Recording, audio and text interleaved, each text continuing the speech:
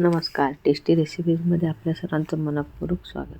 आज बनवतोय आपण हिवाळा स्पेशल हातगा किंवा हिटा अशा वेगवेगळ्या नावाने ओळखल्या जाणारी फुलं. त्यापासून आज आपण भजी बनवतोय.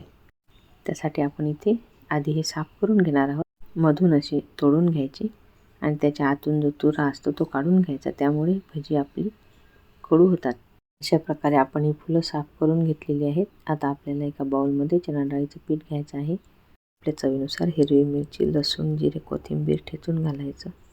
2 चमचे तांदळाचं पीठ, ओवा, तीळ घालायची, भरपूर कोथिंबीर घालायची, चवीनुसार मीठ, 2 चमचे गरम तेल घालायचं आणि चांगले एकत्र करून घ्यायचं. नंतर थोडं थोडं पाणी घालून गुठळ्या होऊ न देता पीठ भिजवून घ्यायचं. ते आपली फुलंसुद्धा साफ करून झालेली आहेत. ते आता या पिठामध्ये बुडवायचे आणि इकडे तेलसुद्धा तापवलेलं आहे. त्यामध्ये एक एक फूल पिठामध्ये बुडवून सोडून घ्यायचं. आता हे थोडं घट्ट आहे, आपल्याला यामध्ये थोडं पाणी घालायचं आहे. परंतु एक आपण फूल असंच तळणार आहोत, कारण आपल्याला याचे तुकडे करून परत तळायचे आहेत. तुम्ही बघू शकता अशा प्रकारे आपण त्याचे तुकडे करून परत तळलेले आहेत. असे सुद्धा करू शकता. बॅटरमध्ये थोडं पाणी घातलेलं आहे आणि बाकीची फुले आपण अशी तळून घेतलेली आहेत.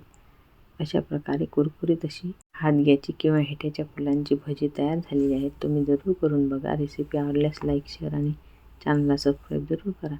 रेसिपी बघितल्याबद्दल धन्यवाद.